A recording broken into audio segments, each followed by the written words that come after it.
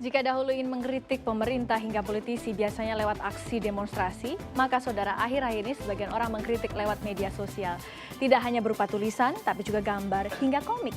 Inilah masa ketika media sosial dan politik bersinggungan. Halo saudara, selamat malam. Saya Ratna Dumila. Anda menyaksikan Komikus Politik. Sebagian masyarakat kini memang semakin kritis saudara, tidak hanya vokal di dunia nyata, tapi juga di dunia maya.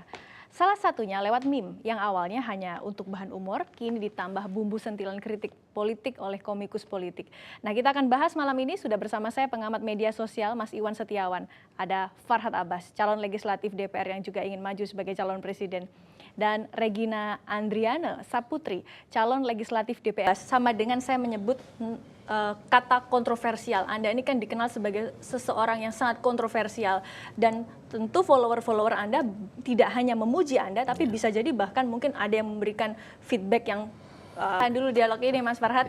Menarik saudara bahwa ketika sekarang kemudian media sosial menjadi senjata kampanye atau senjata komunikasi menjelang pemilu 2014, sebenarnya bagaimanakah kemudian kampanye yang baik, yang benar melalui media sosial? Tetap bersama kami di Demokrasi Kursi malam ini.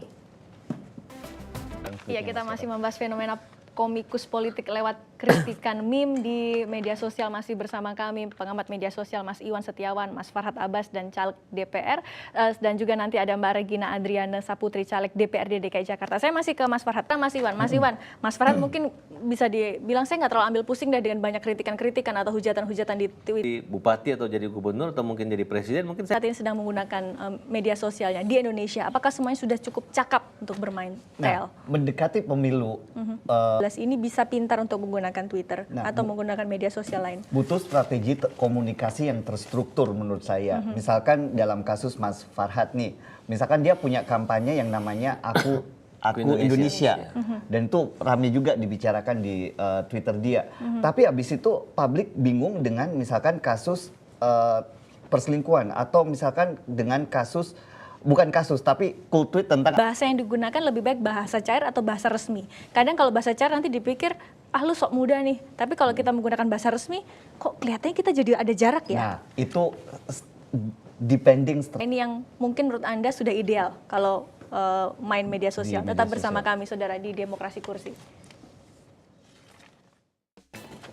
Bagaimana kemudian caranya para politisi ini dengan bijak menggunakan media sosial? Saya akan langsung bertanya dengan Mas Iwan. Mas Iwan, kalau dengan adanya analisis dari Mas Iwan, akan ada perubahan nggak dari TL nanti?